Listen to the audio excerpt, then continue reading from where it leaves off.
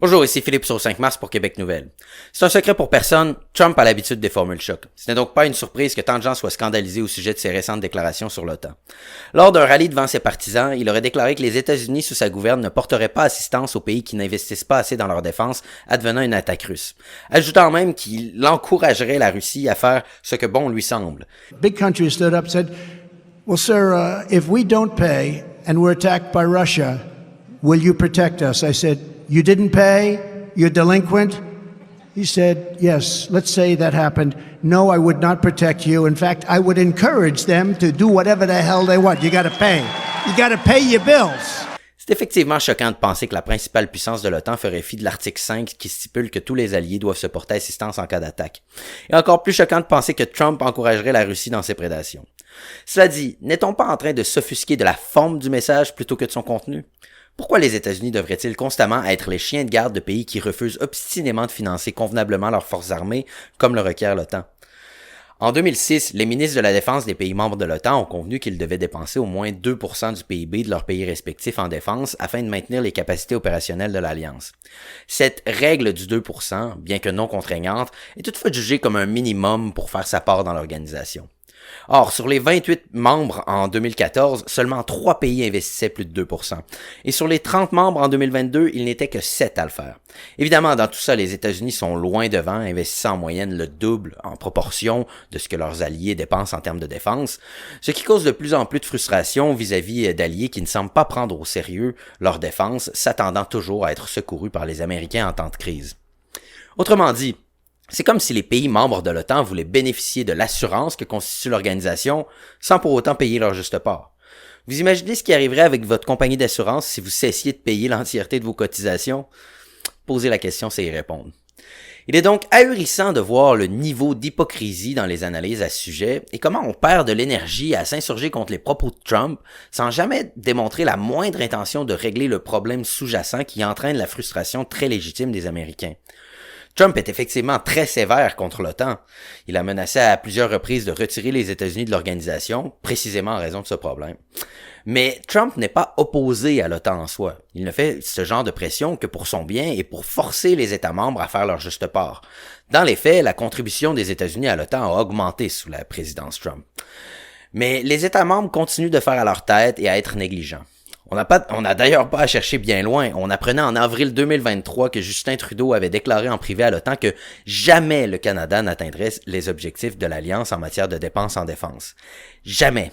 Aussi bien dire que le Canada serait toujours vulnérable et dépendant des forces armées américaines pour se défendre. Trudeau a beau faire de beaux discours pour assurer que le Canada est un partenaire fiable de l'OTAN, un partenaire fiable dans le monde entier. Ça ne reste que des mots, toujours des mots. La réalité, c'est que le sous-financement de l'armée canadienne est une préoccupation grandissante chez nos alliés. Dans un article de la presse à ce sujet, on note que l'OTAN, par exemple, est préoccupé par le fait que le Canada n'a pas renforcé son groupement tactique en Lettonie. La Turquie, pour sa part, a été déçue par le refus du Canada d'aider à transporter l'aide après le tremblement de terre qu'elle a connu récemment. Haïti est frustré par la réticence du Canada à organiser une mission de sécurité. Du côté américain, on déplore dans le Washington Post que les lacunes généralisées en matière de défense entravent les capacités canadiennes tout en mettant à rude épreuve les relations avec les partenaires et les contributions à l'Alliance. C'est d'autant plus gênant qu'on apprenait l'été suivant que l'approvisionnement de notre armée était carrément en crise et que nos soldats payaient de leur poche pour se procurer de l'équipement de base tel que des imperméables, des ceintures pour les munitions ou encore même des casques modernes. Outre des dépenses militaires insuffisantes, de manière générale, des lourdeurs bureaucratiques entre le ministère de la Défense et celui de l'approvisionnement font en sorte que l'armée n'est même pas capable de dépenser l'entièreté de son budget, qui était de 10 milliards entre 2017 et 2021. Cette situation limite considérablement les capacités opérationnelles de notre armée, en plus de la rendre peu attractive pour de nouvelles recrues, dont elle manque énormément. Qui voudrait risquer sa vie au sein d'une organisation aussi broche à foin? Ce qu'on remarque par contre, c'est une tendance croissante à la mise en place de politiques woke et de campagnes de promotion de la diversité et de l'inclusion en son sein, qui encore une fois ne visent pas exactement le bon public cible, et au contraire pourraient les dissuader. Mais non, apparemment, le scandale, c'est que Trump ose critiquer les alliés des États-Unis qui ne font aucun effort pour assurer leur propre sécurité. Sur les ondes de TVA, on entendait l'ex-député de la CAQ, Joël Boutin, s'inquiéter de l'éventuelle élection du monstre orange. C'est très préoccupant, c'est comme s'il discréditait complètement une organisation qui a assuré quand même une stabilité au sein des membres. Je trouve ça très préoccupant, ça me fait peur comme citoyenne canadienne. L'ex-ministre péquiste Stéphane Bédard, pour sa part, ne lésine pas en termes d'alarmisme. Il affirme « Tout ce que ça démontre, c'est le risque qu'on court actuellement. Au niveau de la stabilité mondiale, l'élection de Trump aurait un impact épouvantable. » Ainsi donc, notre classe politique et médiatique craint plus les conséquences d'une présidence Trump que le fait que nos soldats peinent à se procurer du matériel et doivent s'acheter eux-mêmes leurs casques. Ils s'inquiètent seulement de ne plus pouvoir profiter d'une assurance de défense au crochet des États-Unis. Ce qui est réellement épeurant, c'est de voir à quel point on néglige notre armée et nos soldats, et on s'attend constamment à être sauvés par les organisations internationales. Les propos de Trump étaient-ils choquants? Certes, mais la solution est d'une simplicité déconcertante. Prenons nos responsabilités en matière de défense et finançons notre armée correctement. Voilà, problème réglé. Ben, c'est presque un encouragement à une politique expansionniste de la Russie, là.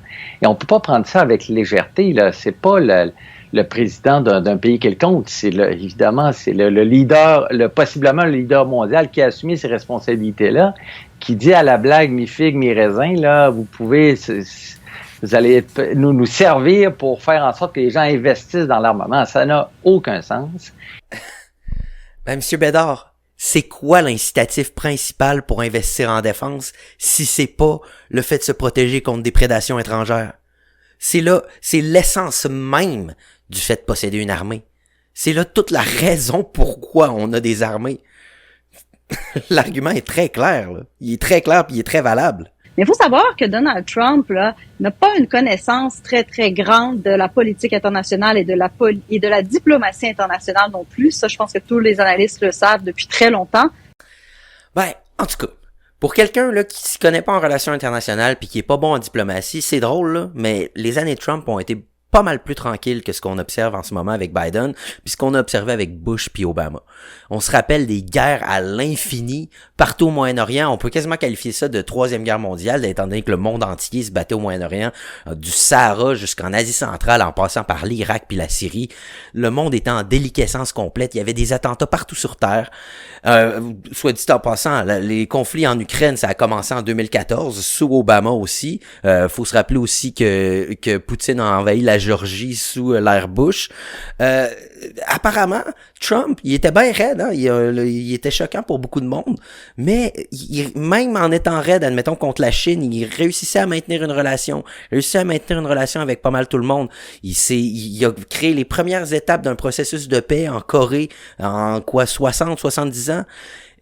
C'est drôle, hein? Pour quelqu'un qui s'y connaît pas en relations internationales, étrangement, Trump avait des résultats pas mal meilleurs.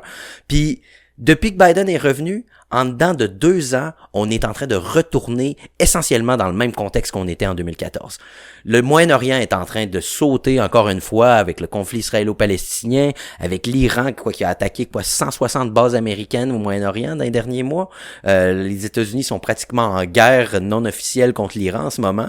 L'Ukraine, même chose, on est en guerre totale contre eux. On est sur le bord d'une guerre froide qu'on sait pas quand ça va finir. C'est drôle là, mais les gens que vous avez l'air de penser qu'ils s'y connaissent en relations internationales puis en diplomatie, c'est drôle, mais ils ont l'air de créer pas mal plus de chaos que ce que Trump a créé dans les 4 ans qu'il était là. Mais bon. Sur le fond, hein, il faut reconnaître qu'il n'a pas tort, là.